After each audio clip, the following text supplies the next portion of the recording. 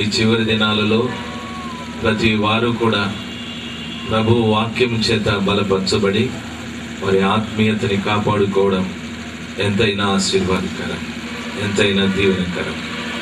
రాత్రి ప్రభు మనతో మాట్లాడున్నట్లుగా ప్రతి వారు కూడా మీరున్న స్థలంలో కళ్ళు మూసుకొని యేసయ్యా నాతో మాట్లాడండి అని ప్రభుల వారిని వేడుకున్నాం. దయచేసి ప్రతి వారు కళ్ళు మూసుకున్నాం. తండ్రి, నీ వాక్యము మీ బిడ్డలు వింటుండగా ప్రతి బిడ్డ నీ వాక్యము చేత సంధించబడి పశ్చాత్తాప పడుటకు మీరు కృప దయచేయమని ప్రార్థిస్తున్నాను.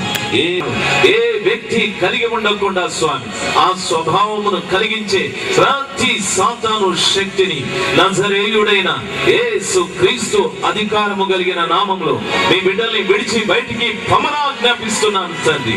తండ్రి, నీ వాక్యం వింటుండగా నీ వాక్యం ప్రజల మధ్యన ఏం చేయగలదో ఆ కార్యములను మీరు చేయమని ప్రార్థిస్తున్నాను.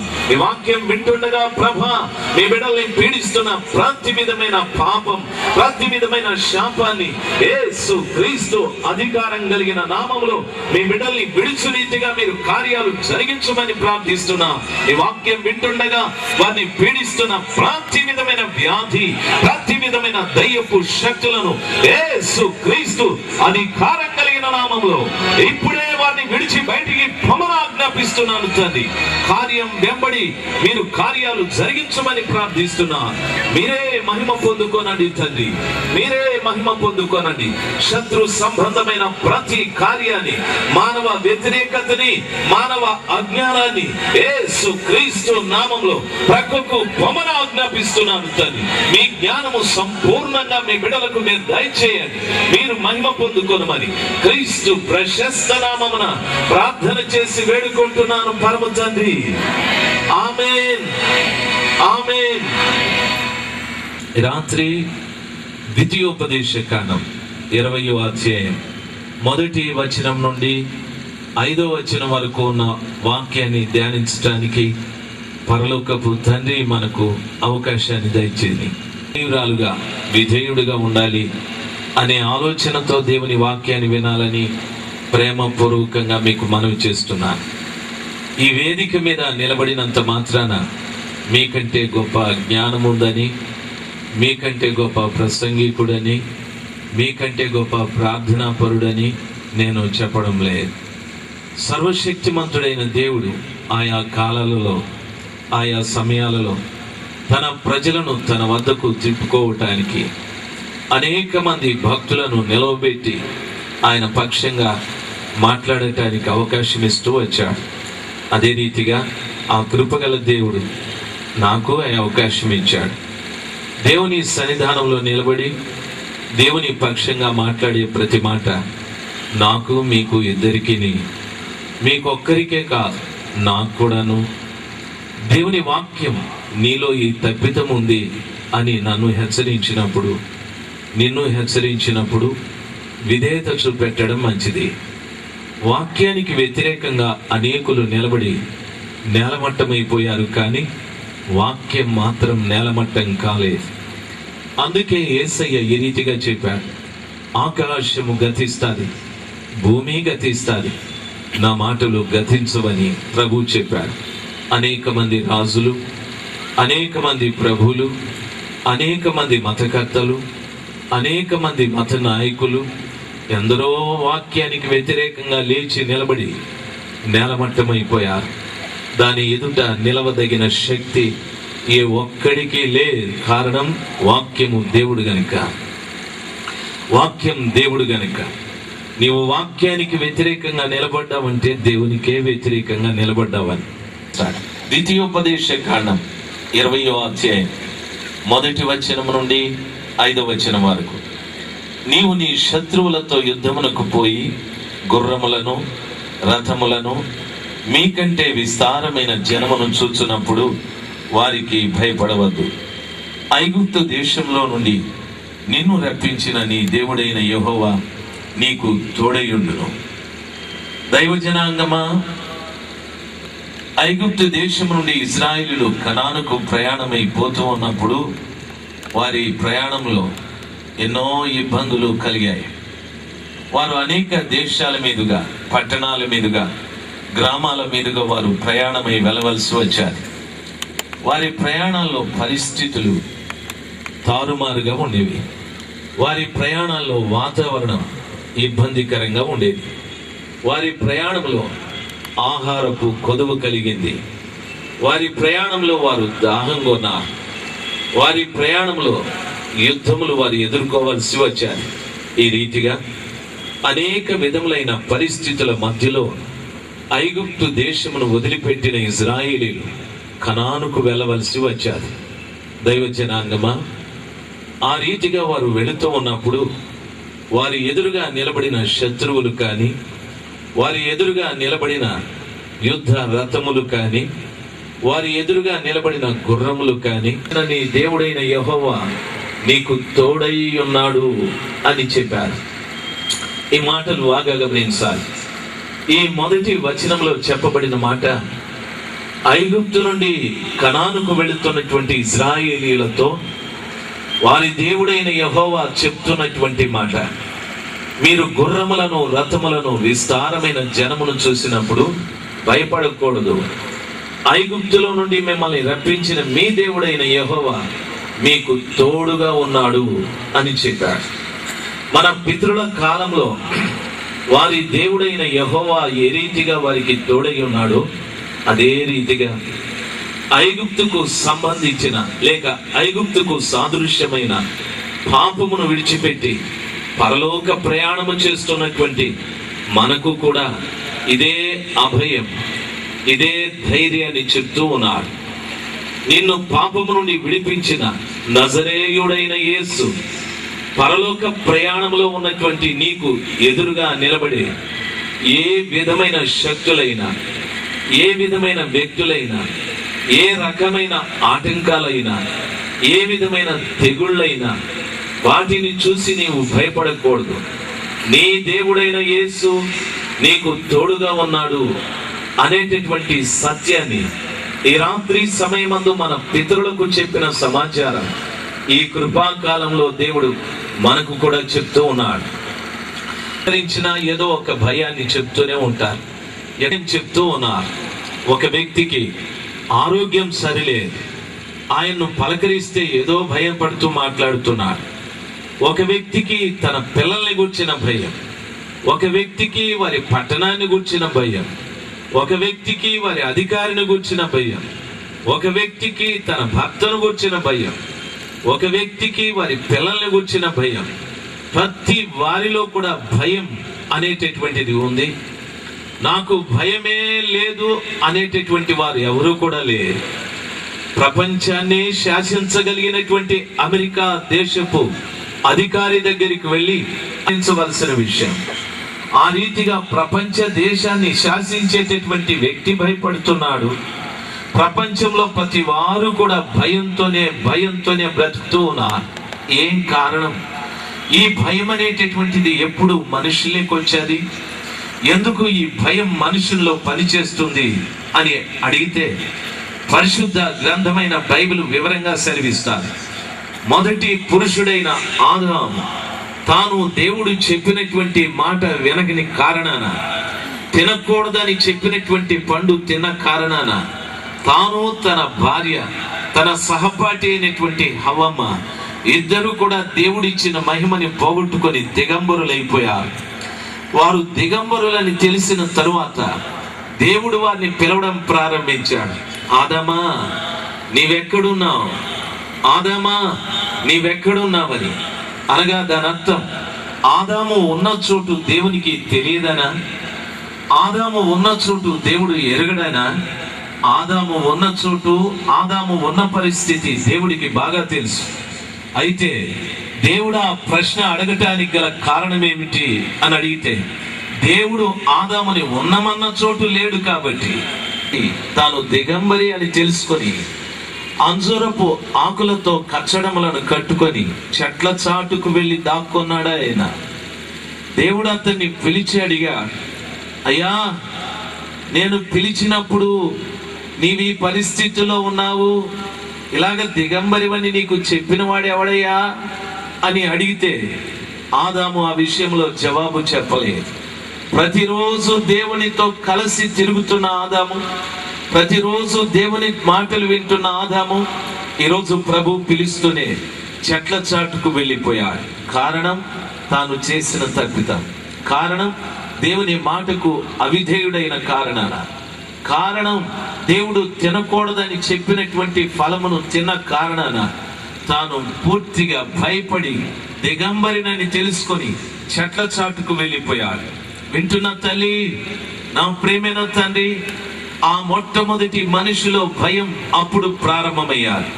ఆ రోజు నుండి ఆయన తరువాత వారి పిల్లల్లో భయం ప్రారంభమయ్యారు. మీరు బాగా గమనించాలి. కయీను తన తమ్ముని చంపిన తరువాత భయపడి తను తాను శపించుకొని నేను దేశదిమ్మరిగా వెళ్ళిపోతున్నానని అంటూ ఉన్నాడు. దయచేసి గమనించాలి. భయం నన్ను బాగా గమనించాలి. అతనికో భయం, ఎవడు నన్ను మొదట చూస్తాడో వాడు నన్ను చంపేయని అని తను తాను శపించుకున్నాడు. అబ్రహాముకో భయం ఉంది. ఆయనకున్న భయం ఏమిటో తెలుసా? తన భార్య చాలా చక్కటిది, అందగత్తె. ఇదిగో ఆ దేశంలోకి వెళ్ళినప్పుడు వాళ్ళెక్కడ నన్ను చంపి ఈవిడని తీసుకొని వెళ్ళిపోతారో అనేటటువంటి భయం. దైవ జనాంగమా, పరిశుద్ధ గ్రంథమైన బైబిల్లో అనేక మంది భయపడుతూ బ్రతికారు. దానికి కారణం వారిలో ఉన్న పాపం, వారిలో ఉన్న తప్పిదం, వారి అవిధేయత, దేవుడు వారికి చెప్పిన మాట ప్రకారంగా జీవించకపోవడం. ఆ రోజుల్లోనే ఈ రోజున కూడా ఈ స్థలంలో ఉన్న అనేక మంది జీవితాలలో భయం ఉంది తల్లి, భయం ఉంది నా ప్రియమైన తండ్రి. దయచేసి గమనించవలసిన విషయం, యోబు గ్రంథం 3వ అధ్యాయం 25వ వచనంలో చదువుకున్నట్లయితే యోబు ఈ రీతిగా అంటున్నాడు: దేనిని గూర్చి నేను భయపడితినో అదియే నాకు సంభవించెను. నాకు నెమ్మది లేదు, సంతోషం లేదు, సుఖము లేదు అని మాట్లాడుతూ ఉన్నాడు. భయం ఒక వ్యక్తిలో ఉన్నట్లయితే ఆ వ్యక్తికి నెమ్మది ఉండదు, సంతోషం ఉండదు, నెమ్మది ఉండదు. బాగా గమనించవలసిన విషయం, దేవుని వాక్యం సెలవిస్తారు. యేసు క్రీస్తు ప్రభుల వారు చెప్తున్న మాట, పాపమనే ఐగుప్తును వదిలిపెట్టి కనానుకు పరలోకానికి వెళుతున్న జనాంగమా, మీరు శత్రువులను చూసినప్పుడు, గుర్రములను చూసినప్పుడు, రథములను చూసినప్పుడు, విస్తారమైన జనం, మీకంటే విస్తారమైన జనమును చూసినప్పుడు భయపడకండి, నేను మీకు తోడై ఉన్నానని చెప్పాడు. దయచేసి గమనించాలి. క్రైస్తవులకు ఈ రోజుల్లో మరొక భయం ప్రారంభమయ్యారు. ఏమిటా భయం అని అడిగితే, మనతో కలిసి మెలిసి జీవిస్తున్న మరొక జాతి, మరొక వ్యక్తులు, ఆర్ఎస్ఎస్ వారంటే భయం, బీజేపీ వారంటే భయం. నన్ను బాగా గమనించవలసిన విషయం, దైవ జనాంగమా, దేవుని వాక్యం సెలవిస్తారు, దేన్ని గూర్చి భయపడని అవసరం లేదు. ఎందుకు అని అడిగితే ప్రభువే చెప్పాడు, మనుష్య కుమారుని రాకడ దినములలో జనం మీదికి జనం, రాజ్యం మీదికి రాజ్యం, ప్రజల మీదికి ప్రజలు వస్తారని దేవుని వాక్యం స్పష్టంగా సెలవిస్తారు. వీటన్నిటి ఎదుట క్రైస్తవుడు నిలబడాలి, వీటన్నింటినీ క్రైస్తవుడు ఎదుర్కోవాలి. దైవ జనాంగమా, వారికి తోడు ప్రభుత్వం కాదు, వారికి తోడు పోలీస్ స్టేషన్లు కాదు, వారికి తోడు పార్టీ నాయకులు కాదు, వారికి తోడు ప్రభువే. దేవుని వాక్యం సెలవిస్తారు, మీ దేవుడైన యెహోవా మీకు తోడై ఉన్నాడు అని చెప్పాడు. మనకు తోడుగా ఉంటానన్న దేవుణ్ణి వదిలిపెట్టి తోడు ఇవ్వము. తోడు లేనటువంటి వ్యక్తుల కొరకు, తోడు లేని ప్రభుత్వం కొరకు పరిగెడుతూ ఉన్నాం. దయచేసి గమనించవలసిన విషయం, భయము అనేది సహజమే, కానీ దేనికి భయపడాల్సిన అగత్యం క్రైస్తవుడికి లేదు. నా మాటలు అర్థమైన వారు ఒక్కసారి హల్లెలూయా చెప్దాం. హల్లెలూయా. 8వ వచనంలో చదువుకున్నట్లయితే, నరకమునకు వెళ్ళేటటువంటి వ్యక్తులను గురించి ఆ స్థలంలో రాయబడి ఉంది. పిరికివారు, అవిశ్వాసులు, మాంత్రికులు, విగ్రహారాధికులు, వ్యభిచారులు, నరహంతకులు వీళ్ళందరూ కూడా మండునటువంటి అగ్ని గుండములో పడవేయబడుదురు అని వాక్యం సెలవిస్తారు. వింటున్న తల్లి, క్రైస్తవుడికి పిరికితనం మంచిది కానే కా. వింటున్న తండ్రి, క్రైస్తవుడికి పిరికితనం మంచిది కా. నువ్వు భయపడుతూ ఎంతకాలం ఈ లోకంలో జీవిస్తావు? భయపడుతూ ఎంతకాలం ఈ లోకంలో నువ్వు బ్రతుకుతావు? దయచేసి గమనించాల్సింది, నేను భయపడకుండా జీవించడానికి కారణం ఏమైనా ఉందా? నేను భయపడకుండా జీవించడానికి నాకు ఆధారం ఏమైనా ఉందా? నేను భయపడకుండా జీవించడానికి నాకు ఇచ్చా. అంత మాత్రమే కాదు, నా దేవుడు చెప్పిన మాట, చూడు నా అరచేతిలో నిన్ను చెక్కుకొన్నాను అని ప్రభుల వారు సెలవిచ్చారు. నా దేవుడు చెప్పిన మాట, ఒకని తండ్రి వారిని ఆదరించు రీతిగా నేను మిమ్మల్ని ఆదరిస్తున్నాను అని చెప్పాడు. దైవ జనాంగమా, నా యేసు క్రీస్తు ప్రభుల వారు నిన్ను అరచేతిలో చెక్కుకొన్న దేవుడు, నిన్ను భద్రపరిచే దేవుడు, నీకు కాపుదల ఇచ్చినటువంటి దేవుడై ఉన్నాడు. ఆయన వాక్యం ఈ రీతిగా సెలవిస్తారు, యెహోవా యందు భయభక్తులు కలిగిన వారి చుట్టూ ఆయన దూతలు కావలి ఉండి వారిని రక్షించును అని వాక్యం సెలవిస్తుంది. హల్లెలూయా, హల్లెలూయా. భయపడాల్సిన పని లేదు.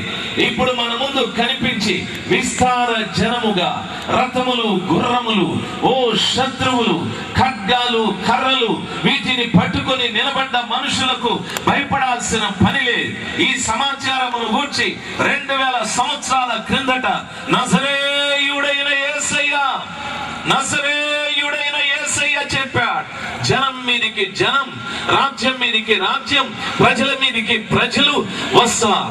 అక్కడక్కడ భూకంప, అక్కడక్కడ కరువులు, అక్కడక్కడ తెగుళ్ళు, ఇవన్నీ కూడా ఒకే కుటుంబంలో తల్లిదండ్రుల మీద పిల్లలు, ఒకే కుటుంబంలో అత్త కోడల మధ్యన సంఘర్షణ, ఒకే కుటుంబంలో తండ్రి కుమారుడు, ఈ రీతిగా భయంకరమైన వాతావరణం రేపబడతా. ఇవన్నీ కూడా మనుష్య కుమారుని రాకడకు సూచనలని చెప్పాడు. నేను భయపడాల్సింది నా కళ్ళ ముందు కనిపించే ఈ చెడు వాతావరణాన్ని బట్టి కాదు. నేను భయపడాల్సింది నా కళ్ళకు కనిపించని యేసు క్రీస్తు ఆగమనం నిమిత్తమై. హల్లెలూయా. నా యేసు ఎప్పుడు వస్తాడా? నా యేసుని ఎలాగా కలుసుకోవాలి? నా యేసుని కలుసుకోవటానికి నేను ఎలాగా సిద్ధపడాలి అని నా కళ్ళకు కనిపించని క్రీస్తు ఆగమనం నిమిత్తమై భయపడాలి. నీవు అంతే. క్రీస్తు రక్షకుడుగా నీ కొరకు చేసిన అతి శ్రేష్టమైన కార్యాన్ని జ్ఞాపకం చేసుకుంటూ పెళ్లి కుమారుడుగా రానయ్యున్న యేసు క్రీస్తు ప్రభుల వారి కొరకు సిద్ధపడటానికి భయపడా. ఈ రాత్రి ప్రభు నన్ను ఏ రీతిగా సిద్ధపరచనయ్యున్నాడు అనేటటువంటి ఆలోచనతో ఆయన వాక్యాన్ని జాగ్రత్తగా వింటూ, ఓ మనలో ఉన్న ప్రతి పాపం, మనలో ఉన్న అవిధేయత, మనలో ఉన్న లోబడనితనం, మనలో ఉన్న వ్యతిరేకత, మనలో ఉన్న అసూయ, మనలో ఉన్న చెడు, మనలో ఉన్న ద్వేషం, మనలో ఉన్న పగ, మనలో ఉన్న ఈర్ష, వీటినన్నింటినీ పోగొట్టుకోవటానికి మనం ప్రయత్నం చేయాలి. కేవలం ఈ లోకంలో కనిపించే వ్యక్తులు, వినిపించే శబ్దాలు, వీటికి మనము భయపడితే యేసు క్రీస్తు రక్తముతో మనము కడగబడలేదని అర్థం. హల్లెలూయా.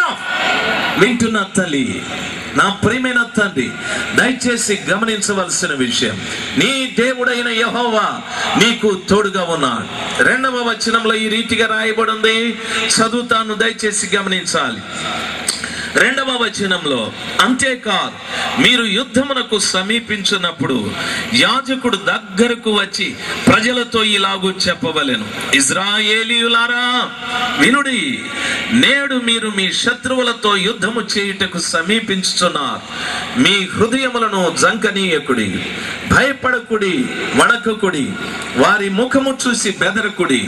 మీ కొరకు మీ శత్రువులతో యుద్ధము చేసి మిమ్మును రక్షించువాడు మీ దేవుడైన యెహోవాయే. మీ దేవుడైన యెహోవాయే. 2, 3, 4 వచనాలు మీకు చదివి వినిపించాను. యాజకుడు దగ్గరకు వచ్చి మొట్టమొదట మీ దేవుడు మీకు తోడై ఉన్నాడు అని చెప్పాడు. రెండవ భాగంలో యాజకుడు దగ్గరికి వచ్చి యుద్ధానికి సిద్ధమైనటువంటి కనాను ప్రయాణంలో యుద్ధానికి సిద్ధమైన ఇజ్రాయేలీయులతో చెప్తున్న మాట యాజకులు దగ్గరికి వచ్చి అంటున్నారు. ఏమంటున్నారు తెలుసా? మీరు యుద్ధమునకు పోవునప్పుడు మీ హృదయములను జంకనీయకుడి, మీరు భయపడకుడి, మీరు కలవరపడకుడి, మీరు వణకకుడి. మీ దేవుడైన యెహోవా, మీ దేవుడైన యెహోవా మీ పక్షముగా ఉండి యుద్ధము చేసి మిమ్మును రక్షించును. భాగంలో యాజకులను ఉద్దేశించి మాట్లాడుతూ ఉన్నారు. ఆ దినములలో యాజకులు, ప్రవక్తలు, మన పూర్వీకులు, మన పితరుల కాలంలో దేవుని పక్షంగా పనిచేస్తూ వచ్చారు. నన్ను బాగా గమనించవలసిన విషయం, యాజకులు పనిచేశారు, ప్రవక్తలు పనిచేశారు. ప్రవక్తలు చేసిన పని ఏమిటంటే సర్వోన్నతుడైన దేవుని ఎదుట మోకరించి ప్రార్థన చేసి, మోకరించి ప్రార్థన చేసి దేవుడు వారికి తెలియబర్చిన సమాచారాన్ని ప్రజల దగ్గరికి వెళ్ళి ఈ రీతిగా చెప్పారు. ఇశ్రాయేలీయులారా, యెహోవా వాక్కు సెలవిచ్చున్నదేమనగా అని ప్రజలకు వారు బయలుపరుస్తూ వచ్చారు. ఆ దినమున ప్రవక్త తన సొంత జ్ఞానము కాని ప్రభు దగ్గర కనిపెట్టి కన్నీరు కార్చి ఆ దినములలో నశించిపోతున్న ప్రజలకు దేవుడు తనకి ఏది బయలుపరుస్తున్నాడో ఆ సత్యమును మాత్రమే ప్రజలకు చెప్తూ వచ్చారు. అది ప్రవక్త ఆ రీతిగా ప్రజల మధ్యన పనిచేశాడు. యాజకుని యొక్క పనేమిటి అని అడిగితే దేవాలయంలో ఆయన పనిచేసేవాడు. ప్రజలకి ప్రభువుకి మధ్యన నిలబడి ఆ ప్రజల పక్షంగా దేవునికి, దేవుని పక్షంగా ప్రజలకి, దేవుని విషయాలు ప్రజలకి, ప్రజల విషయాలు దేవునికి తెలియజెప్పేవాడు. నైవేద్యము పెట్టేవాడు, ధూపం వేసేవాడు, బలిపీఠము దగ్గర బలి అర్పించేవాడు. ప్రియులారా, ప్రజల పక్షంగా దేవునికి మొరపెట్టేవాడు యాజకుడు. ఆ రీతిగా ప్రజల యొక్క పాపముల నిమిత్తమై ఆయన మొరపెట్టేవాడు యాజకుడు. ఆ తరువాత ప్రవక్త మన పితరుల కాలంలో దేవుని పక్షంగా పనిచేస్తూ వచ్చారు. అయితే ఈ దినములలో వారికి మారుగా, వారికి సాదృశ్యంగా దైవ సేవకులు నిలబడి ఈ రీతిగా చెప్పాలి. ఆ స్థలంలో యాజకులు నిలబడి అంటున్నారు, భయపడకండి, దయచేసి భయపడకండి. మీ శత్రువులను చూసినప్పుడు మీ హృదయములు జంకకూడదు, మీరు వణకకూడదు, మీరు భయపడకూడదు, మీరు దిగులు పడకూడదు. మీ దేవుడైన యెహోవా మీ పక్షమున నిలబడి వారితో యుద్ధము చేసి మిమ్ములను రక్షించును. మొదటి భాగంలో దేవుడు తోడై ఉన్నాడు. రెండవ భాగంలో యాజకులు చెప్తున్నారు, మీ పక్షంగా ఆయన యుద్ధము చేసి మిమ్మలను రక్షిస్తాడు అని చెప్పాడు. దైవ జనాంగమా, యాజకులకు, ప్రవక్తలకు మారుగా ఈ రోజున సర్వోన్నతుడైన దేవుడు దైవ సేవకులను ఎన్నిక చేశాడు, దైవ సేవకులను పెట్టాడు. దైవ జనులు ఈ రోజున ప్రజలకు చెప్పాల్సింది, ఎందరో జంకుతున్నవారు, ఎందరో భయపడుతున్నవారు, ఎందరో వణకుతున్నవారు, ఎందరో బెదురుతున్నవారు చాలా మంది బిడ్డలు ఉన్నారు. వారికి యాజకుడు, వారికి దైవ సేవకుడు చెప్పవలసిన సమాచారం, భయపడకుడి, జంకకుడి అని వారిని ధైర్యపరచాలి. ప్రతి దైవ జనుడు తన ముందున్న విశ్వాసులను ధైర్యపరిచే వ్యక్తులుగా ఉండాలి. వారి ఆర్థిక సమస్యల్లో ధైర్యపరచాలి, వారి అనారోగ్యంలో ధైర్యపరచాలి, వారి అసమాధానంలో ధైర్యపరచాలి, వారు కృంగినప్పుడు ధైర్యపరచాలి, వారు జడుస్తూ ఉన్నప్పుడు ధైర్యపరచాలి. దైవ సేవకుని యొక్క పని సువార్త ప్రకటించడమే కాదు, ప్రార్థన చేయడమే కాదు, వారి క్రీస్తు రక్తముతో కడగబడిన బిడ్డల్ని అన్ని పరిస్థితులలో ధైర్యపరిచే వ్యక్తిగా ఉండాలి. దైవ జనాంగమా, నీవు ధైర్యపరిచే వ్యక్తివైతే దేవుని సంబంధివి, నీవు భయపెట్టే వ్యక్తివైతే దైవపు సంబంధివి. ప్రతి దైవ సేవకుడు కూడాను దేవుని బిడ్డల్ని ధైర్యపరిచే వ్యక్తిగా ఉండాలి. హల్లెలూయా, శతం హల్లెలూయా. దైవ జనాంగమా, నన్ను బాగా గమనించవలసిన విషయం, మూడవది వాక్యములో చెప్పబడిన మాట, నాయకులు వెళ్ళి ఈ రీతిగా మాట్లాడుతూ ఉన్నారు, చనిపోయిన ఎడల వేరొకడు దానిలో ప్రవేశించును గనుక అట్టివాడు తన ఇంటికి తిరిగి వెళ్ళవచ్చును. 5వ వచనాన్ని చదివి మీకు వినిపించాను. నన్ను బాగా గమనించవలసిన విషయం ప్రియులారా, 5వ వచనంలో నాయకులు వెళ్ళి ప్రజలతో మాట్లాడుతూ ఉన్నారు.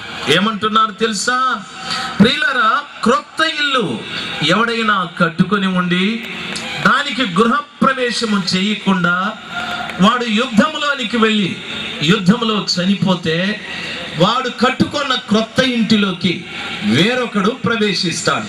కాబట్టి యుద్ధానికి వెళ్ళే ప్రతి వాడు కూడా తాను కట్టినటువంటి క్రొత్త ఇంటికి మొట్టమొదట గృహప్రవేశం చేసి ఆ తర్వాత యుద్ధానికి వెళ్ళాలి.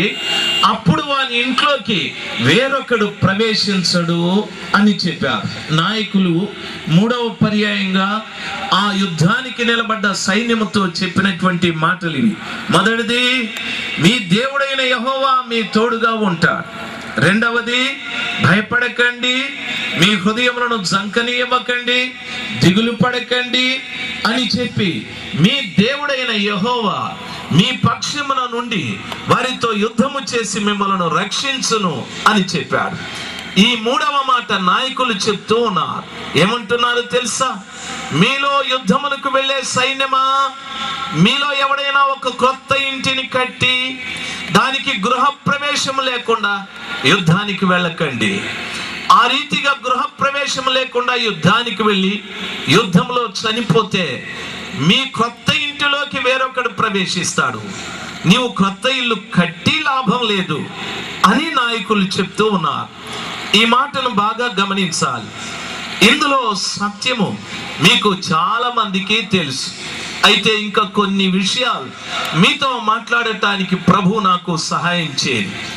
ఇందులో 3 ప్రత్యేకమైన అంశాలు కనిపిస్తున్నాయి.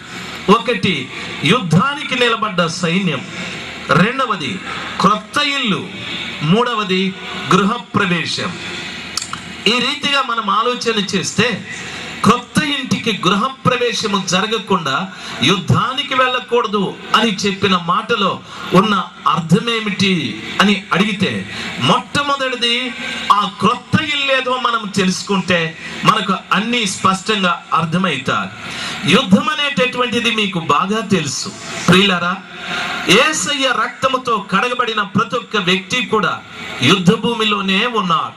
ఈ విషయాన్ని అపోస్తలుడైన పౌలు గారు స్పష్టంగా చెప్పారు. ఎఫెసీ పత్రికలో 6వ అధ్యాయంలో ఆయన స్పష్టంగా చెప్పాడు, ప్రతి క్రైస్తవుడు యుద్ధ సన్నద్ధుడు. కాబట్టి మీరు రక్షణ అను శిరస్త్రాణాన్ని తొడుక్కోవాలి, నీతి అనే మైమరువును తొడుక్కోవాలి, తరువాత సత్యం అనే దట్టిని కట్టుకోవాలి, వాక్యం అనే ఆత్మ ఖడ్గమును, విశ్వాసం అనే డాలుని మీరు పట్టుకోవాలి, సువార్త సిద్ధ మనసు కలిగిన జోళ్లను మీరు తొడుక్కోవాలి అని చెప్పాడు. ఎందుకో తెలుసా? మీకు పోరాటం ఉంది. మీరు దురాత్మల సమూహాలతో పోరాడాలి, అంధకార చీకటి శక్తులతో మీరు పోరాడాలి. ఈ పోరాటంలో మీరు విజయము సాధించాలి అంటే ఈ రీతిగా మీరు యుద్ధ కవచములు తొడుక్కొని యుద్ధానికి సన్నద్ధులై ఉండాలి అని అపోస్తలుడైన పౌలు చెప్పారు. దైవ జనాంగమా, నన్ను బాగా గమనించవలసిన విషయం, యేసు క్రీస్తు రక్తముతో కడగబడిన ప్రతి ఒక్క వ్యక్తి యుద్ధ భూమిలో నిలబడ్డాడు. వానితో యుద్ధం చేయటానికి దురాత్మ శక్తులు, అంధకార చీకటి శక్తులు, దురాత్మల సమూహాలు పనిచేస్తూ ఉన్నాయి. అంత మాత్రమే కాదు, గనుక మీరు పరిశుద్ధులై ఉండుడి అని ప్రభువారు సెలవిచ్చారు. రెండవది, అపోస్తలుడైన పౌలు గారు అంటున్నారు, బోధిస్తున్నటువంటి నేను ఎక్కడ భ్రష్టుడనైపోదునని నా శరీరమును నలగొట్టుకుంటున్నాను అని చెప్పాడు. దైవ జనాంగమా, నా యేసు శరీరాన్ని జయించాడు. అపోస్తలుడైన పౌలు శరీరాన్ని జయించాడు. పాత నిబంధన గ్రంథంలో యోసేపు శరీరాన్ని జయించాడు. వ్యభిచారం చేయడానికి యోసేపుకు అవకాశం ఉన్నా ఆ స్థలంలో నుండి యోసేపు పారిపోయాడు. తన్ను దూషించిన, తన్ను ద్వేషించిన, తన్ను హింసించిన తన సహోదరులను దూషించడానికి, ద్వేషించడానికి అవకాశం ఉన్నా ఆయన ఏ మాత్రము దూషించలేదు, ఏ మాత్రము ద్వేషించలేదు. దైవ జనాంగమా, నన్ను గమనించవలసిన విషయం, పాత నిబంధనలో యోసేపు శరీరమును జయించాడు, పాపాన్ని జయించాడు. క్రొత్త నిబంధనలో అపొస్తలుడైన పౌలు శరీరాన్ని జయించాడు, పాపాన్ని జయించాడు. యేసుక్రీస్తు ప్రభువు మనుష్యుడుగా భూమి మీద పుట్టి ఆయన కూడా శరీరమును, పాపాన్ని, సాతానుని, మరణాన్ని జయించాడు. యేసయ్య చెప్పిన మాట ఈ రీతిగా ఉంది. ఏమన్నాడో తెలుసా? మరణమా నీ విజయం ఎక్కడ? మరణపు ముల్ల నీ విజయం ఎక్కడ అని సవాలు చేసిన యేసయ్య మాట్లాడాడు. నా మాటలు అర్థమైన వారు ఒకసారి హల్లెలూయా చెప్దాం. హల్లెలూయా చెప్దాం. హల్లెలూయా. శరీరాన్ని జయించాలి తల్లి, శరీరాన్ని జయించాలి నా ప్రియమైన తల్లి. ఆత్మకు శరీరానికి జరుగుతున్నటువంటి పోరాటంలో శరీరం ఓడిపోవాలి. అందుకే శిష్యులతో, ప్రార్థనకని వెళ్ళిన శిష్యులతో యేసయ్య చెప్పిన మాట, ఆత్మ సిద్ధమే కానీ శరీరము బలహీనము అని చెప్పాడు. వింటున్న వారులారా, దైవ జనాంగమా, రాత్రి సమయమందు దేవుని వాక్యంలో సెలవించిన రీతిగా మన మొదటి శత్రువు శరీరం, మన రెండవ శత్రువు పాపం, మన మూడవ శత్రువు సాతాన్, మన నాలుగవ శత్రువు నరకం. వీటిని ఈ భూమి మీదే మనము విజయాన్ని సాధించి దైవ జనాంగమా, రాత్రి సమయమందు గమనించవలసిన విషయం, మొట్టమొదటి సాతాను యొక్క పనులన్నింటినీ కూడా సర్వనాశనం చేయటానికి యేసుక్రీస్తు ప్రభువు కల్వరిలో తన ప్రాణాన్ని పెట్టి ఆయన ప్రశస్తమైన రక్తముతో మనల్ని కడిగి శత్రువైన సాతానుడితో, వారి అనుచరులతో, వారికి సంబంధించిన దురాత్మ శక్తులతో పోరాడటానికి ఇక్కడున్న ఒక్కొక్క క్రైస్తవుని దేవుడు ఎన్నిక చేసుకున్నాడు. ఒక్కొక్క క్రైస్తవుని దేవుడు ఎన్నిక చేసుకున్నాడు. ఈ సంఘం ఆ సంఘం మీద, ఆ సంఘం ఈ సంఘం మీద పోట్లాడుకోవటానికి కాదు తల్లి, శత్రువైన సాతానుడి మీద యుద్ధం చేయటానికి. ఇది నీ బాధ్యత, ఇది నువ్వు చేయవలసిన కార్యం. దీన్ని మరచి ఇంకొకటి నువ్వు చేస్తూ ఉన్నావు. దయచేసి గమనించవలసిన విషయం, ఒక సంఘంతో పోరాడుకోవడం కాదు. అందరూ కలిసి కాకినాడ పట్టణంలో ఉన్న ప్రతి క్రైస్తవుడు, ప్రతి సంఘము కలిసి శత్రువైన సాతానుడితో యుద్ధం ప్రారంభించాలి. అప్పుడు నిజంగా దేవుని పక్షముగా మనం నిలబడి ఆయన రాజ్యాన్ని విస్తరింపచేయటానికి పని చేస్తున్నాము అని దాని అర్థం. దైవ జనాంగమా, నన్ను గమనించవలసిన విషయం, దేవుని వాక్యంలో సెలవించిన రీతిగా అందరూ యుద్ధంలో మనమున్నాం. మన పితరులే వారు ఐగుప్తును వదిలిపెట్టి కనానుకు వెళుతున్నప్పుడు వారు మాత్రమే కాదు, శత్రువుల ఎదురుగా నిలబడి యుద్ధం చేస్తుంది. ఈరోజు మనము కూడాను అందరూ యుద్ధంలో నిలబడ్డాం. ఇప్పుడు రెండవ మాట ఏమిటంటే, యుద్ధానికి వెళుతున్నటువంటి మీరు, యుద్ధంలో నిలబడినటువంటి మీరు, క్రొత్త ఇల్లు ఎవరైనా కట్టి ఉండి దానికి గృహ ప్రవేశము జరగకుండా యుద్ధానికి వెళ్ళకూడదు అని చెప్పాడు. ఏమిటి క్రొత్త ఇల్లు, ఏమిటా గృహ ప్రవేశము అనే ఆలోచన మనకు రావచ్చు. దైవ జనాంగమా, దాని గురించి యేసయ్య చాలా వివరంగా చెప్తాడు. ఒకసారి మత్తయి సువార్త 12వ అధ్యాయం 43 నుండి 45వ వచనం వరకు చదువుకుంటే వివరంగా మనకు అర్థమవుతాది. వెళ్ళిన తర్వాత అది నీరు లేని స్థలములలో విశ్రాంతి కొరకు వెలుగుతూ ఉన్నది అని చెప్పాడు. ఆ తరువాత దానికి ఎక్కడ స్థలము దొరకనందున తాను వదిలిపెట్టిన ఆ ఇంటికి వెళుదని అనుకుని తాను వదిలిపెట్టిన దానికి శరీరం లేదు, ప్రియులారా అది చేయలేదు. అది చేసే పని ఏమిటంటే, అది అలాగా సంచరిస్తూ ఎవనిలో నీళ్లు లేవో వాని లోపలికి వెళ్ళి అది విశ్రాంతి తీసుకొని వాని చేత ఈ చెడు కార్యాలన్నీ కూడా చేయిస్తారు. అంటే దాని అర్థం నీళ్లు లేవంటే ఏ నీళ్లు లేవు? మనం రోజు తాగుతూనే ఉన్నాం, మనం రోజు స్నానం చేస్తూనే ఉన్నాం. ఈ నీళ్లు కాదు, ప్రకృతిలో లభ్యమయ్యేటటువంటి నీళ్లు కాదు, కానీ పరిశుద్ధ గ్రంథమైన బైబిల్లో నా యేసు క్రీస్తు ప్రభుల వారు చెప్పిన నీళ్లు వేరే ఉన్నాయి. అంటే దాని అర్థం క్రీస్తు రక్తంతో కడగబడిన వ్యక్తి అనగా ఒక వ్యక్తిలో నుండి అపవిత్రాత్మ బయటికి వెళ్ళిన తరువాత ఖచ్చితంగా ఆ వ్యక్తిలో నీళ్లు ఉండాలి. నీళ్లు లేకపోతే గనక ఆ వ్యక్తి ప్రమాద స్థితిలో ఉన్నట్టే.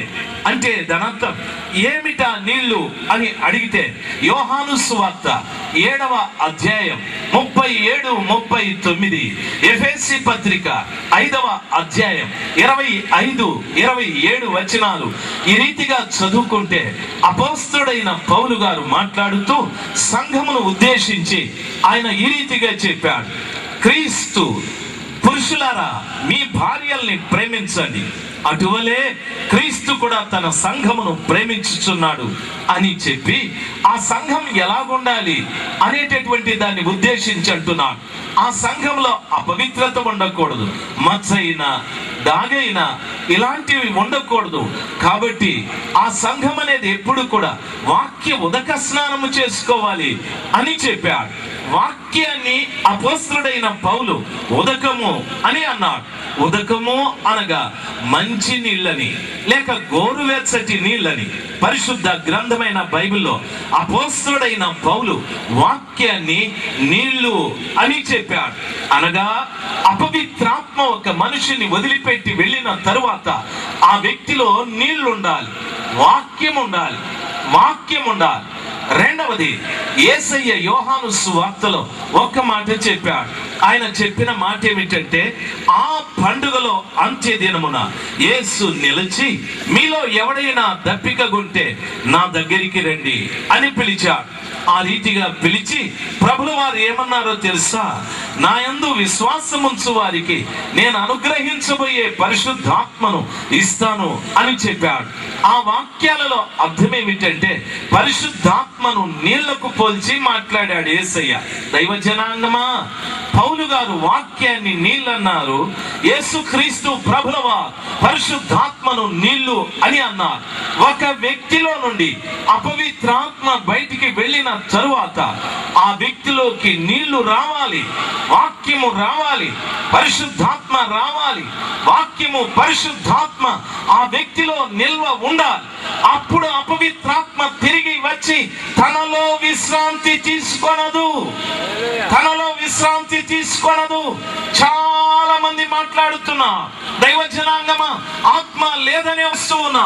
దైవ జనాంగమా, నేను పాపం అనగా అపవిత్రాత్మ నాలో నుండి బయటికి వెళ్ళిన తరువాత, పాపాన్ని నేను విడిచిపెట్టిన తరువాత ఖచ్చితంగా నాలోనైనా నీలోనైనా యేసు నా దేవుడని చెప్పుకునే ప్రతి వారిలో ఈ నీళ్లు ఉండాలి. నీళ్లు లేకపోతే నీ స్థితి ప్రమాదమే. నేను తిరిగి మొదటి నుండి చెప్తాను, నన్ను బాగా గమనించాలి. అపవిత్రాత్మ ఒక మనిషిని వదిలిపెట్టి వెళ్ళిన తరువాత అది ఊడవబడి అమర్చబడి ఉన్నది అని చెప్పాడు. ఊడవడం అంటే దాని అర్థం అపవిత్రాత్మ నాలో ఉన్నప్పుడు వ్యభిచరించేవాడిని, తాగేవాడిని, దొంగలించేవాడిని, హత్య చేసేవాడిని, ఇదిగో నా జాతి ఇదే అని మాట్లాడేవాడిని, నా కులం ఇదే అని మాట్లాడేవాడిని, ఇదిగో నేను ధనవంతుడిని అనేవాడిని, ఎన్నో పనికిరాని కార్యములు నాలో ఉండే క్రీస్తు ప్రభువా ఊడ్చివేశాడు. అందుకే మీరు నిలబడి సాక్ష్యము చెప్పేటప్పుడు ఈ రీతిగా చెప్తా, ఒకప్పుడు నేను త్రాగబోతుని, ఇప్పుడు నేను మానేశా. ఒకప్పుడు నేను దొంగని, ఇప్పుడు మానేశా. ఒకప్పుడు నిజదేవుడు తెలియకుండా అటు ఇటు తిరిగాను, ఇప్పుడు నిజదేవుడిని తెలుసుకున్నా. ఒకప్పుడు నేను హంతకుడు, ఇప్పుడు నేను వదిలిపెట్టేశా. ఇవన్నీ కూడా నా యేసు క్రీస్తు ప్రభువా ఊడ్చివేశాడు. ఊడవడమే కాదు, ఆయన అమర్చాడు. రెండవ మాట, ఊడ్చి అమర్చబడ్డది అని వాక్యం సెలవిస్తారు. అమర్చడం అంటే దాని అర్థం దైవ జనాంగమా చాలా చక్కగా చిందర బందరైపోయినటువంటి, పనికిరాకుండా చెడిపోయిన వాతావరణం, పనికిరాకుండా పాడైపోయిన ఆ గృహాన్ని చాలా చక్కగా ప్రభు అమర్చాడు. అమర్చడం అంటే ఏమిటో తెలుసా? ఇప్పుడు ఈయన ఒక బైబిల్ పట్టుకున్నాడు, ప్రతి ఆదివారం గుడికి వెళ్తున్నాడు. ఇప్పుడు ఈయన బైబిల్ పట్టుకున్నాడు, ప్రతి శుక్రవారం వెళ్ళి ఉపవాసం ఉంటున్నాడు. ఈయన బైబిల్ పట్టుకున్నాడు, ప్రతి బుధవారం వెళ్ళి ఏ గృహములను ప్రార్థన చేస్తూ ఉన్నాడు, ఓ కానుకలు ఇస్తూ ఉన్నాడు, ఓ చాలా మంచి కార్యాలు చేస్తూ ఉన్నాడు. మానకుండా ఆరాధనకు వెళుతున్నాడు, దైవ సేవకునితో వెళుతున్నాడు, చక్కని పాటలు పాడుతున్నాడు, మందిరానికి వెళ్ళి పరిచర్య చేస్తున్నాడు. ఎన్నో కార్యాలు ఈయనలో అమర్చబడ్డాయి. దైవికమైన కార్యాలు ఇతనిలో అమర్చబడ్డాయి. భక్తికి సంబంధించిన కార్యాలు ఇతనిలో అమర్చబడ్డాయి. ఒకటి, చెడంతా ఉడవబడింది. రెండవది, భక్తికి సంబంధించిన కార్యములన్నీ కూడా అమర్చబడ్డాయి. ఇప్పుడు ఈ వెళ్ళిపోయిన దయ్యం ఊరంతా తిరిగారు, ఎక్కడెక్కడో తిరిగి దానికి ఎక్కడా చోటు లేని కారణాన ఓ అబ్రహాము గారిని, పాస్టర్ గారిని ఆ దైవజనుని, మిమ్మల్ని అందరినీ చూసా. మీ అందరిలో నీళ్లున్నాయి, నన్ను వదిలిపెట్టి వెళ్ళాది. ఇప్పుడు తిరిగి నా దగ్గరికి వచ్చి నన్ను చూస్తే ఊడవబడ్డాను, అమర్చబడ్డాను. ఆ ఇంట ఎవరు లేరు. దైవ జనాంగమా, నన్ను గమనించవలసిన విషయం, ఆ ఇంట ఎవరు లేరు. ఈ విషయం నీకు తెలియలేదు, ఈ విషయం మీ సంఘ పెద్దకు తెలియలేదు, ఈ విషయం మీ భార్యకు తెలియలేదు, ఈ విషయం నాలో ఎవరు లేరనే సమాచారం నా భార్యకు తెలియదు, మా పాస్టర్ గారికి తెలియదు, మా సంఘ పెద్దకు తెలియదు, నాకు కూడా తెలియదు. ఊడబడి అమర్చబడమే భక్తి అనుకున్నా, ఊడబడి అమర్చబడమే నీతి అనుకున్నా, ఊడబడి అమర్చబడమే పరిశుద్ధత అనుకున్నా, ఊడ్చబడి అమర్చబడమే రక్షణ అనుకున్నా. ఇదే భక్తి, ఇదే నీతి, ఇదే పరిశుద్ధత, ఇదే రక్షణ, ఇదే కార్యముతో నేను పరలోకానికి వెళతానని అనుకున్నాను. కానీ నన్ను వదిలిపెట్టి వెళ్ళిన దయ్యం తిరిగి వచ్చి నన్ను చూసి నాలో ఎవరు లేరని తెలుసుకొని, ఆ ఇంట ఎవరు లేరని తెలుసుకున్నది. దైవ జనాంగమా, ఊడ్చి అమర్చబడిన ఇల్లు ఏది అని అడిగితే క్రొత్త ఇల్లు. అది క్రొత్త ఇల్లు. నన్ను బాగా గమనించాలి, అది క్రొత్త ఇల్లు. ఆ ఇంటికి గృహ ప్రవేశం లేదు. కొత్త ఇంటిని కట్టి ఎవడైనా గృహ ప్రవేశము చేస్తే ఆ గృహ ప్రవేశము చేసిన వాడు ఆ ఇంట్లో కాపురం ఉంటాడు. ఎవడైనా ఎవరు లేరు, అయితే ఇంట్లో ఎవరు లేకుండా నేను యుద్ధంలో నిలబడ్డాను. ఇంట్లో ఎవరు లేకుండా యుద్ధంలో నిలబడ్డాను. దాని అర్థం ఏమిటో తెలుసా?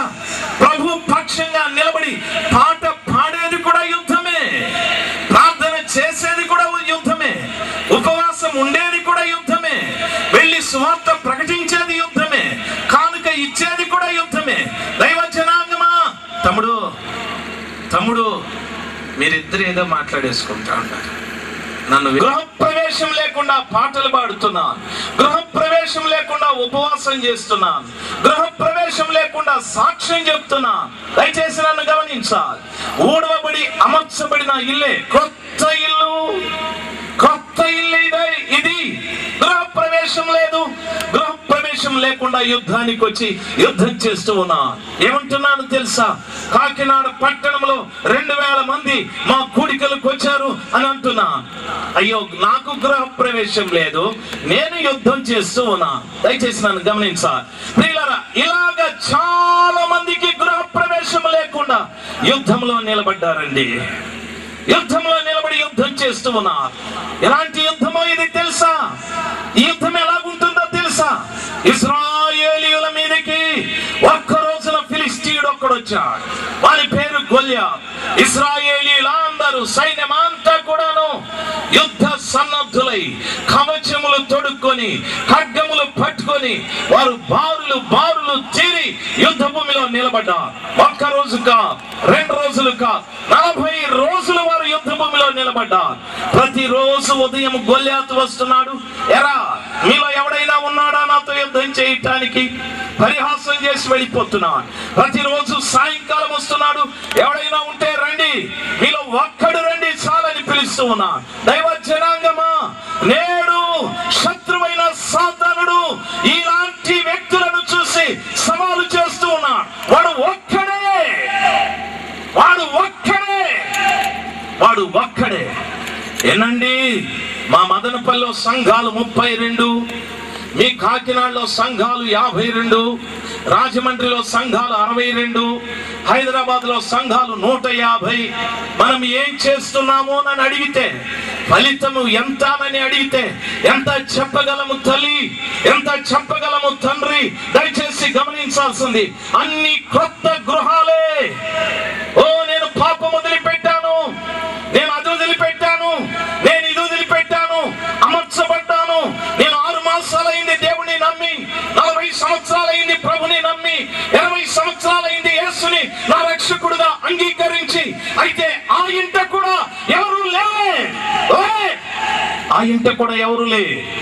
ఈ విషయం ఎవరికి తెలియడం లేదు, ఈ విషయం ఎవరికి తెలియడం లేదు. వదిలిపెట్టి వెళ్ళిన అపవిత్రాత్మకు మాత్రం తెలుసు. అది చూసి ఆ ఇంట ఎవరూ లేరని తెలుసుకొని, ఇంకా గృహ ప్రవేశము జరగలేదని తెలుసుకొని, అది చెడ్డవైన 7 దయ్యాలను తీసుకుని వచ్చి అందులో కాపురము పెట్టెను అని వాక్యం సెలవిస్తారు. జస్ట్ విజిట్ కాదు, అది కంప్లీట్ గా అక్కడే సెటిల్ అయిపోయింది, కాపురం పెట్టేసింది. దయచేసి నన్ను గమనించాల్సింది, కాపురం పెట్టేసింది. ప్రియులారా, బాగా గమనించాలి. కొంతమంది ప్రభుని నమ్ముకోక ముందు చాలా బాగున్నారు. ప్రభుని నమ్ముకున్న తరువాత పాస్టర్లు గారిని ఏడిపించేస్తారు, విశ్వాసుల మీద చాడీలు చెప్తారు, కొండాలు చెప్తారు, చాలా భయంకరమైన మాటలు మాట్లాడుతూ ఒకరి మీద ఒకరు నిందలు చెప్పుకోవడం, ఒకరి మీద ఒకరు కొండాలు చెప్పుకోవడం, ఒకరి మీద ఒకరు నేరాలు మోపుకోవడం, మళ్ళా మంచి ప్రార్థన చేస్తూ ఉంటారు, మంచి ప్రసంగాలు చేస్తూ ఉంటారు. వాటితో పాటు ఈ చెడు కూడా జరుగుతూ ఉంటుంది. కారణం ఏమిటి అని అడిగితే, ఆ ఇంట్లో నీళ్లు లేవు, గృహ ప్రవేశం జరగలేదు, వదిలిపెట్టిన అపవిత్రాత్మతో మరి చెడ్డమైన 7-8 మంది అందులో కాపురం చేస్తున్నారు. నా మాటలు అర్థమైన వారు ఒక్కసారి హల్లెలూయా చెప్దాం. హల్లెలూయా. వింటున్న తల్లి, నా ప్రేమైన తల్లి, క్రైస్తవ్యం పూర్తిగా ఇలాగ మారిపోయిందని చాలా మందికి తెలియడం లేదు. దేవుని వాక్యం సెలవిస్తారు, ఈ దైవజనుని క్రీస్తు తన రక్తంతో కడిగా, ఆ దైవజనుని క్రీస్తు తన రక్తంతో కడిగా, నన్ను క్రీస్తు రక్తంతో కడిగా, ఇక్కడున్న బిడ్డల్ని క్రీస్తు రక్తంతో కడిగా, నా మీద, మా మీద, మన అందరి మీద ఒకే రక్తం ఉంది అని అడిగితే, గృహ ప్రవేశము లేక నా యేసు క్రీస్తు ప్రభుల వారు గృహ ప్రవేశము చేయక. వింటున్న తల్లి, నా ప్రేమైన తల్లి, ఈరోజు ప్రభు నీకు ఆ జ్ఞానాన్ని ప్రసాదిస్తే, రాత్రి సమయమందు నిజంగా ప్రభు నాతో మాట్లాడాడు, నాలో గృహ ప్రవేశం లేదు అని నీకు అర్థమైతే, ఈ రాత్రి గ్రౌండ్ లోనే పడి పొరలాడాలి, ఈ గ్రౌండ్ లోనే నీ గుండెని బాదుకోవాలి. నీ లోపటున్న ఆ 8 దయ్యాలు బయటికి వెళ్ళేటంత వరకు ప్రలాపించాలి. దయచేసి గమనించవలసిన విషయం, ఇలాగ ఈ చెడు దయ్యాలతోనే కాపురం చేసుకుంటూ ఆధారపడి భక్తిని పెంచుకుంటే, ఒక్క రోజున క్రీస్తు ప్రత్యక్షమైన దినమున మనం ఎవరో తెలియదని ప్రభుల వారు ఖచ్చితంగా చెప్పవలసి ఉంటారు. గృహ ప్రవేశం చాలా అవసరం.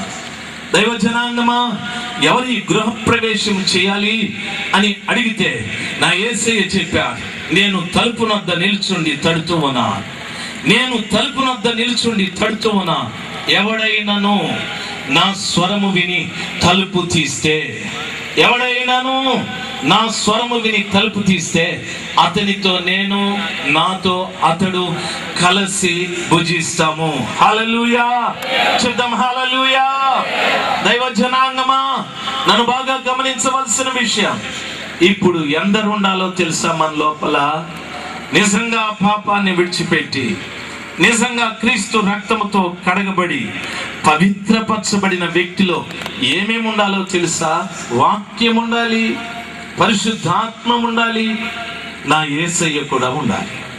వాక్యం ఉండాలి, పరిశుద్ధాత్మ ఉండాలి, నా యేసయ్య కూడా ఉండాలి. నీళ్లు లేకపోతే అపవిత్రాత్మ తిరిగి వస్తుంది. నీళ్లు ఖచ్చితంగా ఉండాలి. గృహప్రవేశం కావాలంటే యేసు ప్రభుల వారు ఖచ్చితంగా మన లోపలికి రావాలి. ఈ ముగ్గురు లేకపోతే గనుక నిజంగా మనము అపవిత్రాత్మ 7 చెడ్డ దయ్యాలను కలిగినటువంటి వ్యక్తులమే. నేనైనా అంతే, నా భార్య అయినా అంతే, నా పిల్లలైనా అంతే, నా తల్లిదండ్రులైనా అంతే. బైబిల్ని ఎవరు మార్చలేరు, దేవుని వాక్యాన్ని ఎవరు మార్చలేరు. దేవుని వాక్యం స్పష్టంగా సెలవిస్తారు. ఈ రాత్రి మాటలు వింటున్న ప్రియ తల్లి, నా ప్రియమైన తండ్రి, ఇక్కడ నుండి నువ్వు వెళ్ళేటప్పుడు నీ లోపల ఎవరున్నారో చూసుకోవాలి. నీకు గృహప్రవేశం జరిగిందా లేదా తెలుసుకోవాలి. బాగా ఆలోచించి ఎంతో మంచి ప్రార్థన నువ్వు చేస్తూ ఉండొచ్చు. అయితే నీ కుటుంబాల్లో దయ్యాల వాతావరణం కనిపించవచ్చు. ఎంతో ప్రార్థన చేస్తున్నా, నీ భూఫలం, నీ వ్యవసాయంలో ఫలసాయం రావడం లేదు. ఎంతో ప్రార్థన చేస్తున్నా, నీ వ్యాపారం ఫలవంతం కాలేదు. ఎంతో ప్రార్థన చేస్తూ ఉన్నా, సంఘం అభివృద్ధి కాలేదు, చీలిపోతూ ఉంది.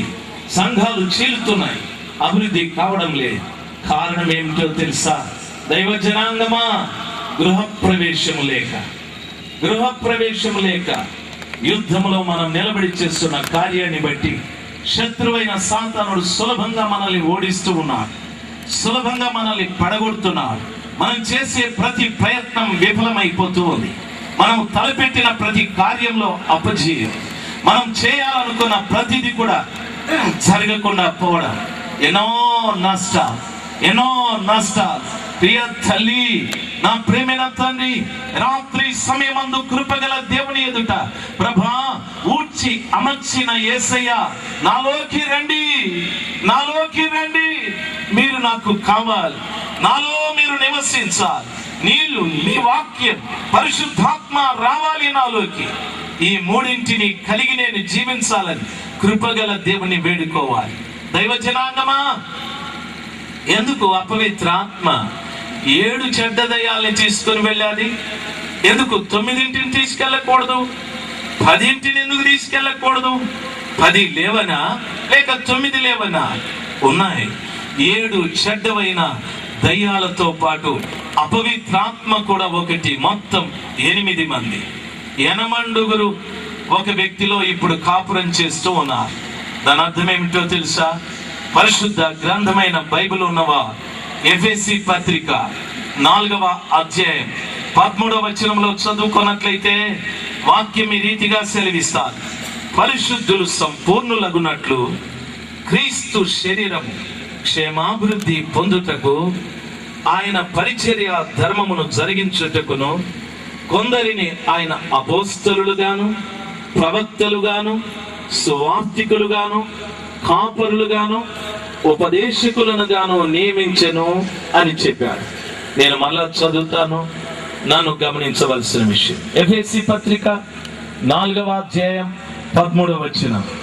పరిశుద్ధులు సంపూర్ణులగునట్లు క్రీస్తు శరీరము క్షేమాభివృద్ధి పొందునట్లు పరిచర్య ధర్మములు జరుగుటకును అని 3 విషయాలు చెప్పారు. ఈ 3 విషయాలు చెప్పి 5 మంది వ్యక్తులను గురించి మాట్లాడాడు. సంఘంలో ఉండవలసిన 5 వ్యక్తుల్ని గురించి మాట్లాడాడు. మొదటిది, పరిశుద్ధులు పూర్ణులగునట్లు అని ఆ స్థలంలో చెప్పాడు. అనగా క్రీస్తు ప్రభుల వారికి కలిగిన సంపూర్ణత మనలో కూడా కలగటానికి పరిశుద్ధతలో మనము సంపూర్ణులవుతాం. పరిశుద్ధతలో సంపూర్ణులవుతాము అంటే దాని అర్థం పరిశుద్ధలో మనము అసంపూర్ణులుగా ఉన్నాం. నోరు యేసయ్యా అని మాట్లాడుతుంది, కానీ మన కళ్ళు మాత్రం ఒక స్త్రీని మోహపు చూపుతో చూస్తూనే ఉంటాయి. బాగా గమనించాల్సింది. ప్రభువా ప్రభువా అని నోరు అరుస్తుంది, కానీ మన ఆలోచనల్లో వీణ్ణి గురించి చెడుగా ఆలోచిస్తూనే ఉంటాం. దాని అర్థం ఒక వ్యక్తిలో సంపూర్ణమైన పరిశుద్ధత లేదు అని దాని అర్థం. కంటిలో ఒకటి, నోటిలో ఒకటి, హృదయంలో ఒకటి, ఆలోచనల్లో ఒకటి, క్రియలలో ఒకటి. ఈ రీతిగా పాట నోటితో పాడి చేతితో ఒక పనికిరాని ఉత్తరం రాస్తున్నావు. పరిశుద్ధ పరచబడిన వ్యక్తిని పరిశుద్ధతలో సంపూర్ణునిగా చేస్తారు. ఆ పరిశుద్ధతలో సంపూర్ణమైన తరువాత క్రీస్తు శరీరము క్షేమముగా అభివృద్ధి చెందుతుంది అని చెప్పాడు. క్రీస్తు శరీరం అంటే సంఘము అని అర్థం. అపోస్తలుడైన పౌలు చెప్పాడు, సంఘం అనేటటువంటిది క్రీస్తు శరీరం. మనమందరం కూడా క్రీస్తు శరీరంలో అవయవములమై ఉన్నాము అని చెప్పాడు. దాని అర్థము అపోస్తలులు, సువార్తికులు, కాపరులు, ఉపదేశకులు, బోధకులు, ఈ బోధలన్నీ కూడా సంఘంలో ఉంటే క్రీస్తు రక్తముతో కడగబడిన వ్యక్తి పరిశుద్ధతలో సంపూర్ణమైతాడు. సంఘంలో ఉన్న ప్రతి ఒక్క వ్యక్తి కూడా క్రీస్తు శరీరంలో ఉన్న అవయవము క్షేమముగా అభివృద్ధి చెందుతూ వస్తాడు. ఒక్కొక్క విశ్వాసి కూడా క్షేమముగా అభివృద్ధి చెందుతూ వస్తాడు. ఒక్కొక్క విశ్వాసి కూడా క్షేమముగా అభివృద్ధి చెందుతూ వస్తాడు. ఆ విశ్వాసిలో ఓ క్షేమము లేనితనం ఉండదు. అయ్యో నాకు ఆర్థిక ఇబ్బంది అని అరిచే శబ్దాలు ఉండవు. అయ్యో నాకు పేదరికము అని అరిచే శబ్దాలు ఉండవు. అయ్యో నాకు సమాధానం లేదు అని అరిచే శబ్దాలు కుటుంబాలలో ఉండవు. అయ్యో నాకు సంతోషము లేదు అని అరిచే శబ్దాలు ఉండవు. దేవుని వాక్యము సెలవిస్తుంది, క్రీస్తు శరీరం క్షేమముగా అభివృద్ధి చెందుతుంది అని వాక్యం సెలవిస్తా. అలాగా చెప్పి పరిచర్య ధర్మము జరుగుటకును అని చెప్పాడు. రెండవ కార్యం ఏమిటో తెలుసా? సంఘము క్రీస్తు ప్రభుల వారి పరిచర్యను చక్కగా చేస్తూ వెళతారు. సంఘము ద్వారా క్రీస్తు పరిచర్య నెమ్మదిగా, ఆరోగ్యవంతంగా, ఆశీర్వాదకరంగా, అభివృద్ధికరంగా జరుగుతూ ఉంటారు. దైవ జనాంగమా, ఈ రాత్రి సమయమందు ఆ రీతిగా జరగకపోవటానికి గల కారణం ఏమిటో తెలుసా? అపోస్తలులు లేరు సంఘాలలో, సువార్తికులు లేరు, బోధకులు లేరు, ప్రవక్తలు లేరు, కాపరులు లేరు. 5 మంది లేరు. ఈ 5 మందితో పాటు తండ్రి అయిన దేవుడు, కుమారుడైన క్రీస్తు, పరిశుద్ధాత్మ దేవుడు, ముగ్గురు ఉండాలి. ఈ 8 ఉంటే వాని లోపలికి వచ్చారు. చూడండి, 8 అపవిత్రాత్మ పోయిన వ్యక్తి లోపలికి గృహ ప్రవేశం లేని కారణాన వచ్చారే 8. ఈ 8 పోట్లాడతారండి. ఈ 8 పోట్లాడతారు. అపోస్తలులు బోధ చేసిన ఏమంటాడు తెలుసా? ఇది మాకు తెలుసులేవయ్యా అలాగ మాట్లాడతాడు. ప్రవక్తలు బోధించిన ఏమంటాడు తెలుసా? వీడేం ప్రవచించేది అని చెప్తాడు. సువార్తికులు చెప్పినా లోబడడు, కాపరులు చెప్పినా లోబడడు, ఎవరు చెప్పినా ఈ వ్యక్తి లోబడే ప్రసక్తి లేదు. కొంతమందిని మీరు గమనించండి, చాలా వ్యతిరేకంగా ఉంటారు. కారణం ఏమిటంటే వాని లోపల ఉన్న వ్యక్తులు అలాంటివారు. పట్టణమే ప్రభువుకు లోబడతాది. కొంతమంది వ్యతిరేకంగా మాట్లాడతారు, కొంతమంది వ్యతిరేకంగా ఆలోచిస్తారు. కారణం వాడి లోపటున్న దెయ్యాల గుంపు. వాడు ఎవరికి లోబడే ప్రసక్తి లే. చాలా మంది ఈ రీతిగా వ్యతిరేకతగా జీవిస్తూ ఉన్నారు. దైవ జనాంగమా, ఈ రాత్రి సమయమందు గమనించవలసిన విషయం, ఎవడైనాను క్రొత్త ఇంటిని కట్టి గృహ ప్రవేశము లేకుండా యుద్ధములోకి వెళ్ళి యుద్ధంలో చనిపోతే ఆ ఇంట వేరొకడు ప్రవేశించును. దైవ జనాంగమా, ప్రార్థిస్తున్న నీవు యుద్ధ భూమిలో ఉన్నావు, ఉపవాసమున్న నీవు యుద్ధ భూమిలో ఉన్నావు, పాటలు పాడుతున్న నీవు యుద్ధ భూమిలో ఉన్నావు, వాయిద్యములు వాయిస్తున్న నీవు యుద్ధ భూమిలో ఉన్నావు. ఈ స్థలంలో పరకాలు వేసిన, కుర్చీలు వేసిన, లైట్లు వెలిగించిన, ఊడ్చిన, ఏ పని ప్రభు పక్షంగా నిలబడి నీవే పని చేసినా యుద్ధ భూమిలో ఉన్నావు అని దాని అర్థం. యుద్ధ భూమిలో ఉన్న నీకు గృహ ప్రవేశము జరిగిందా? యుద్ధ భూమిలో ఉన్న నీకు గృహ ప్రవేశము జరిగిందా? లేని పక్షాన నిన్ను విడిచిపెట్టి వెళ్ళిన అపవిత్రాత్మ చెడ్డమైన 7 దయ్యాలను తీసుకుని వచ్చి నీలో కాపురం పెట్టేశారు.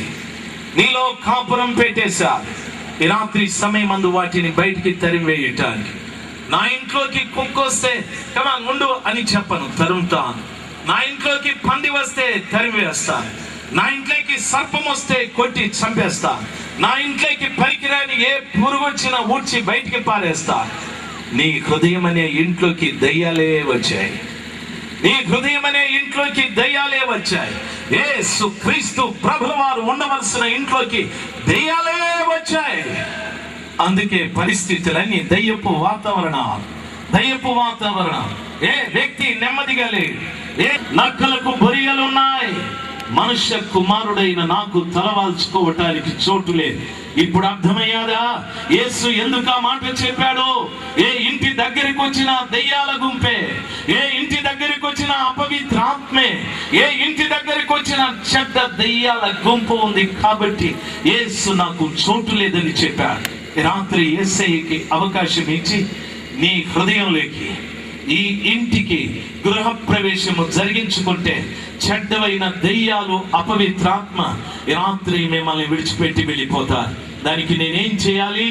ప్రలాపించాలి, రోదన చేయాలి, కృపగల దేవుని సముఖంలో ప్రార్థించాలి. యేసయ్యా, నాలో ఉన్న ఈ చెడ్డ దయ్యాల్ని తొలగించు, నాలో ఉన్న ఈ చెడ్డ దయ్యాల్ని తొలగించు. వింటున్న తల్లి, నా ప్రియమైన తల్లి, ఓసారి ఒక ఇంజనీర్గా ఆయన ఆరోగ్యం బాగలేదని మెల్సీ నుండి వచ్చేసారు. వాళ్ళ తల్లిదండ్రులు హాస్పిటల్ అన్ని తిప్పారు. ఆయనకున్న జబ్బు ఏమిటంటే ఏ డాక్టర్ గారు చెప్పలే. ఆయనకున్న జబ్బు, చేతులు చచ్చుబడిపోతున్నాయి, కాళ్ళు చచ్చుబడిపోతున్నాయి. ఆయన మిలిటరీలో ఆఫీసర్ అయితే ఆరోగ్యం లేదు. ఆయన హాస్పిటల్కి తీసుకెళ్లి ఎన్నో హాస్పిటల్ చూపెట్టా, ఎక్కడా నయం కాలే. ఒక రోజున ఆయన దేవాలయానికి, మందిరానికి తీసుకుని వచ్చా. ఆయనకు ప్రార్థన చేసినప్పుడు దరిదాపు 18 దయ్యాలు వాటి పేర్లు చెప్పి బయటికి వెళ్ళిపోయాయి. ఒక్కొక్క దయ్యము చెప్తుంది, నేను కోపం, నేను వ్యభిచారం, నేను ఈ రీతిగా పనికిరాని పేర్లన్నీ కూడా చెప్పి, నేను త్రాగుబోతుని అని చెప్పి 18 దయ్యాల వ్యక్తిని వదిలిపెట్టి వెళ్ళిపోయాయి. దైవజనాంగమా, అతడి పేరు మురళీధర్. నిజంగా ప్రభు కనికరించాడు. దేవుడా వ్యక్తిలో నుండి దయ్యాల గుంపును తరిమివేశాడు. దయచేసి గమనించాలి, 18 దయ్యాలు ఉంటాయా? ఎందుకుండవు? నా యేసుతో ఒక్కరోజు ఒక దయ్యం అన్నది, నేను సేన అని చెప్పారు, మేము 2000 మంది అని చెప్పారు. 18 దయ్యాలు ఒక కష్టమా? ప్రియులారా, నన్ను గమనించవలసిన విషయం, ఈ రోజున పరిశుద్ధతలో సంపూర్ణమై క్రీస్తు శరీరంలో అవయవంగా ఉన్న నీవు క్షేమముగా అభివృద్ధి పొందలేదు అంటే దానర్థం అపవిత్రాత్మ ఉంది. ఆ చెడ్డమైన 7 దయ్యాలు ఉన్నాయి. అవే నీ జీవితాన్ని, అవే నీ పవిత్రతని, అవే నీ రక్షణని, అవే నీ కుటుంబాన్ని, అవే నీ ఆరోగ్యాన్ని, అవే నీ ఆర్థికాన్ని, అవే నీ కుటుంబంలో ఉన్న సంతోషము, సమాధానాన్ని సర్వనాశనం చేస్తూ ఉన్నాయి. విడిచిపో అని చెప్పే యేసయ్య, లే, నీ పరిపెత్తుకొని నడువు, నీ పాపాలు క్షమించబడ్డాయి అని చెప్పే యేసయ్య నీ హృదయం అనే ద్వారం దగ్గర నిలబడి ఉన్నాడు. తల్లి, నీ హృదయం అనే ద్వారం దగ్గర నిలబడి ఉన్నాడు. ఈ రాత్రి సమయమందు యేసయ్యకి నీ హృదయపు తలుపులు తెరుస్తావో లేక నిర్లక్ష్యంగా వెళ్ళిపోతావో నీ ఇష్టం. అది ప్రభువు నాకు చెప్పింది మీకు చెప్పా, ప్రభువు నాకు సెలవిచ్చింది మీకు చెప్పా. తరువాత చేయవలసిన కార్యాలు మీరే. దయచేసి ప్రభు సముఖంలో ప్రతి వారు కళ్ళు మూసుకున్నాం. మీరు ఎక్కడున్నారో అక్కడ దయచేసి ప్రతి వారు కళ్ళు మూసుకున్నాం.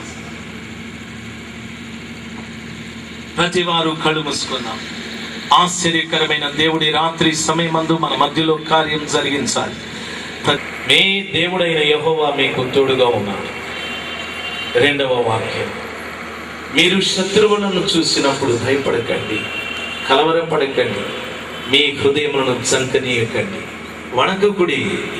మీ దేవుడైన యెహోవా మీ పక్షమున ఉండి వారితో యుద్ధము చేసి మిమ్మలను రక్షించును అని చెప్పాడు. దేవుడు యుద్ధం చేసే దేవుడు నీ పక్షంగా, నిన్ను రక్షించే దేవుడు ఎవడైనా. దయచేసి ప్రభు సముఖంలో మొదలుపెట్టు. నీ హృదయంలోకి నీవు చూడు, ఎవరినో చూడద్దు. దయచేసి నీ హృదయంలోకి నీవు చూడు. నీలో ఉన్న కార్యాలు ప్రభువుకి సంబంధించినవా? నీలో ఉన్న ఆలోచనలు ప్రభుకి సంబంధించినవా? నీలో ఉన్న మాటలు ప్రభుకి సంబంధించినవా లేక సాతానుడికి సంబంధించినవా? ఆలోచన చేయి. నీ చూపులు ప్రభుకు సంబంధించినవా? దేని పక్షాన ప్రభు దగ్గర మొరపెట్టు నా ప్రేమైన తండ్రి. ఎంత కాలం ఈ దయ్యాల చేత మనం పీడించబడి, ఈ దయ్యాల ద్వారా ఎన్నో నష్టాలు, కష్టాలు, వ్యాధులు, ఇబ్బందులు, సమస్యలు ఎన్నెన్నో. ఎంతో ప్రేమగా పెంచిన బిడ్డలు తిరుగుబాటు చేయడం, ఎంతో ప్రేమించిన భార్య తిరస్కరించడం, ఎన్నో వ్యక్తులు ఎన్నో అనుభవిస్తూ ఉన్నా. దయచేసి దీనికి కారణం మనలో గృహ ప్రవేశము జరగకనే. తల్లి, నోరు తెరిచాడుగమ్మా, నా ప్రేమైన తండ్రి, నోరు తెరిచాడుగమ్మా. ఎంతకాలం ఈ దెయ్యాల గుంపుతో బాధపడతావు? రాత్రి సమయమందు అపవిత్రాత్మ వారిని విడిచిపో అని చెప్పు. యేసు క్రీస్తు ప్రభువా నీ హృదయపు వాకిట నిలబడి కడుతూ ఉన్నాడు. ఆయన పిలుస్తూ ఉన్నాడు, నా కుమారుడా తలుపు చెయ్యి, నా కుమార్తె తలుపు తిమ్మని నా యేసయ్య పిలుస్తూ ఉన్నాడు. యేసు ప్రభువా మీ పాదాలకు స్తోత్రం. ఈ పవిత్రమైన దినం కొరకై మమ్మల్ని అందరినీ క్షేమంగా ఉంచారు, ఆరోగ్యంగా ఉంచారు తండ్రి. ఈ రాత్రి మా ప్రియ తల్లులను తండ్రులను మీరు దర్శించారు. వారి నిజ స్థితిని వారు తెలుసుకోవటానికి కృప దయచేశారు. పశ్చాత్తాపపడి ప్రార్థించడానికి మనస్సును పుట్టించారు. మీ బిడ్డల్ని మీరు శుద్ధీకరించారు తండ్రి. వారిని ఊడ్చి అమర్చడమే కాదు, వారిని కొత్త గృహముగా కాకుండా గృహ ప్రవేశము కూడా మీరు చేసినందుకై వందనాలు స్వామి. మీరు చేసినందుకై వందనాలు స్వామి. ఈ రాత్రి మీ బిడ్డలు మిమ్మల్ని కలిగి వెళుతున్నారు ప్రభువా. ఈ రాత్రి సమయమందు నీ వాక్యాన్ని, నీ ఆత్మను కలిగి వెళుతున్నారు స్వామి. ఇంతకాలం వారిలో, వారి కుటుంబాలలో పనిచేసిన దయ్యపు క్రియలను, దయ్యము కలగజేసిన నష్టాలని, కష్టాలను, అవమానాలని, నిందల్ని, ఆర్థిక ఇబ్బందులను, అనారోగ్యమును నజరేయుడైన యేసు క్రీస్తు అధికారము కలిగిన నామములో మరలా ఒక్కసారి బయటికి ఆజ్ఞాపిస్తున్నాము తండ్రి. మీ నామమే మహిమపరచబడని ప్రభువా, మీ నామమే మహిమపరచబడని, మీ నామమే ఘనపరచబడని తండ్రి. రాత్రి సమయమందు ప్రభా ఈ కూడికలకు విచ్చేసిన ప్రతి వారిని ఆశీర్వదించండి తండ్రి. ప్రతి దైవజనుని ఆశీర్వదించండి, వారి కుటుంబాలను ఆశీర్వదించండి, దైవజనుల బిడ్డలను ఆశీర్వదించండి, వారి సంఘాలను ఆశీర్వదించండి స్వామి. ఈ కూడికల కొరకు ప్రార్థన చేసిన ప్రతి వారిని ఆశీర్వదించండి, ఉపవాసం ఉన్న ప్రతి వారిని ఆశీర్వదించండి ప్రభా.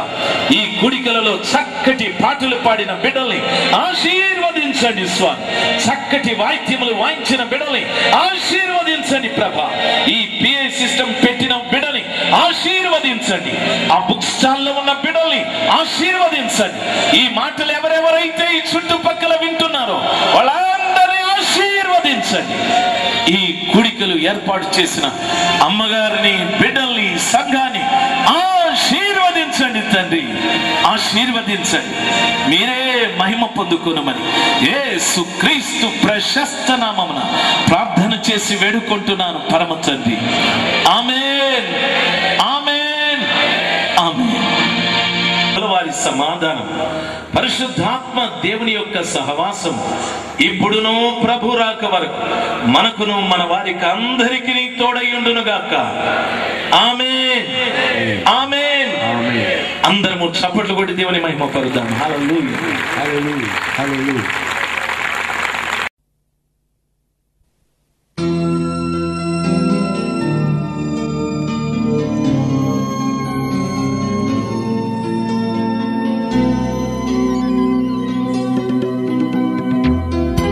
స్తుతించి పాడెదం స్తుతుల స్తోత్రార్హుడా, ఉత్సాహించి పాడెదం ఉదయ సాయంత్రము.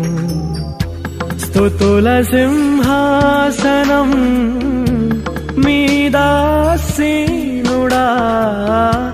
మస్తుతి ఆరాధనా నీకే చెల్లింతము.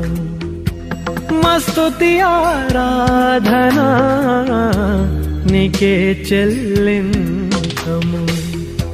స్తుతించి పాడెదం స్తుతుల స్తోత్రార్హుడా.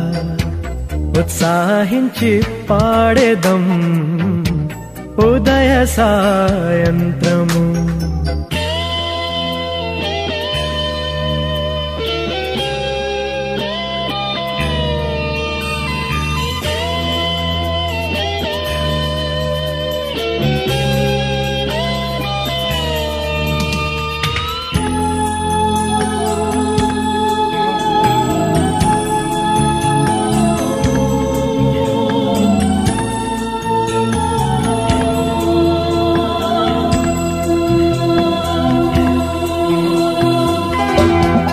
గతకాలమంత నీవు మమ్ము కాచి కాపాడావు, వ్యథలన్నీ తీశావు.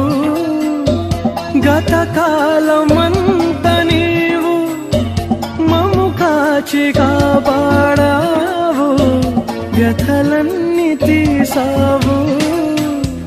గతిలేని మాపై నీవు మితిలేని ప్రేమ చూపి, గతిలేని మాపై